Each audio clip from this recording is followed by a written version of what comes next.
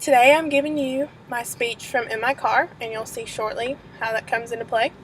But today I'm going to be talking to you about a new navigational system, and this system is not your traditional paper map or your compass that people have used in past years. This is called the GPS, or the Global Positioning System, and this is becoming very popular throughout the world, and it uses a satellite signal that is sent down and can tell your exact place and time of where you are and your exact location to help you in your travels. This was invented in 1993 by the U.S. Air Force. They made the first satellite signal, and the GPS navigational system comes in many forms, such as on apps on smartphones that can be used, such as Android and iPhone, and the touchscreen monitor, which we will be using today, as well as watches, which you can use to hike and when you're not in your car.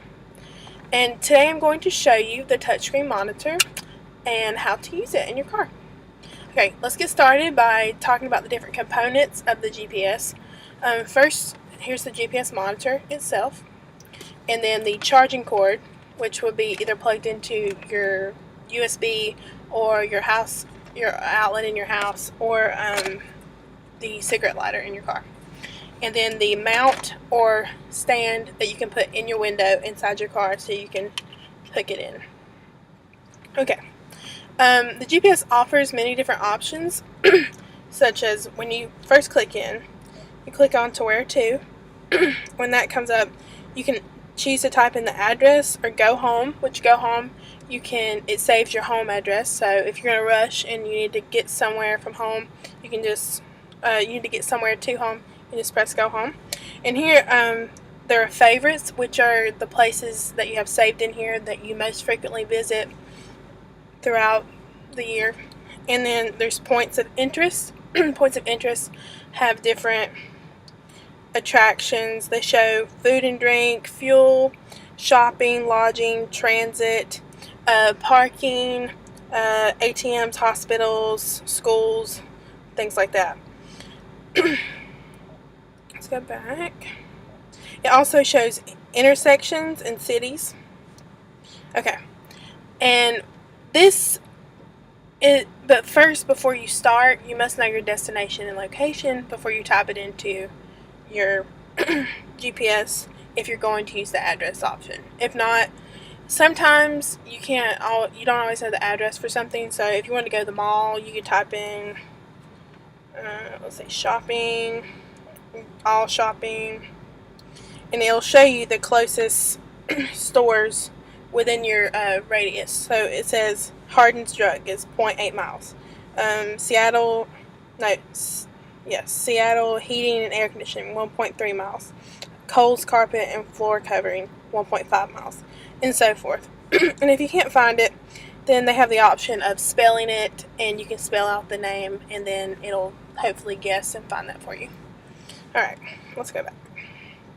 Alright, well, let's talk about programming your GPS to get you to where you need to go when you use the address button. Okay. Alright, here it says enter the name. So you have to enter the name. Wait. Oop. We're still on the address button. Okay, here it's going to say select city or postal code. Okay, here it already has North Carolina in because the satellites are working and it knows exactly where it is. But you can choose down here for the state or country. So if you were in another country that wasn't the U.S., you can choose that here, or if you were in another state. Here you can choose to spell the city, enter the postal code or zip code. So here I think I'm just going to enter the city first. Okay, so I'm going to use my address from home, and let's see.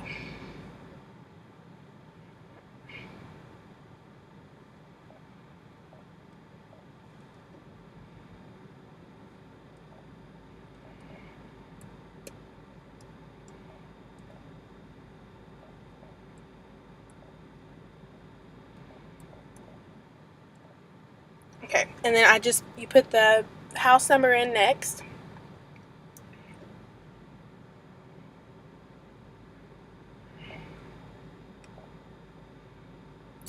and then you put the street name in. It'll give you the option for that. Okay, and then normally whenever you start typing the information in, it'll start guessing real quick, and it'll start guessing by the satellites, and it can normally tell by the state that you're in as to what the information of the address is. So we're sending it to Memorial Drive, Cullowhee, North Carolina. Okay, and then at this point, I think you can see the map. You can either choose to save it, which in this case it'll save to your favorites, and if you want to go here again, you have to just go to your favorites and click on it, and it'll pop right up. Or you can do go, which takes you right to the location, and it'll start directing you. And here you can go back. So let's save it, then let's press go. Please drive to highlighted route. And then it'll say please drive to highlighted route, and it gives you the highlighted road, and you just follow along with the road, and it talks throughout and coaches you and tells you where to go. Alright, in conclusion, I've spoken to you today about the history of the GPS, and I've also explained to you how it's becoming more popular than the traditional paper map, and I've showed you how a navigational system works, a GPS navigational system, and the options that it offers compared to a paper map, and it gives you so many advantages. GPS navigation systems are becoming more popular, like I said, throughout the world, and are becoming more advanced with their technology, and there's more than just the touch screen. There's many other options, and I hope this helped you, and I hope you enjoy your GPS if you decide to get one.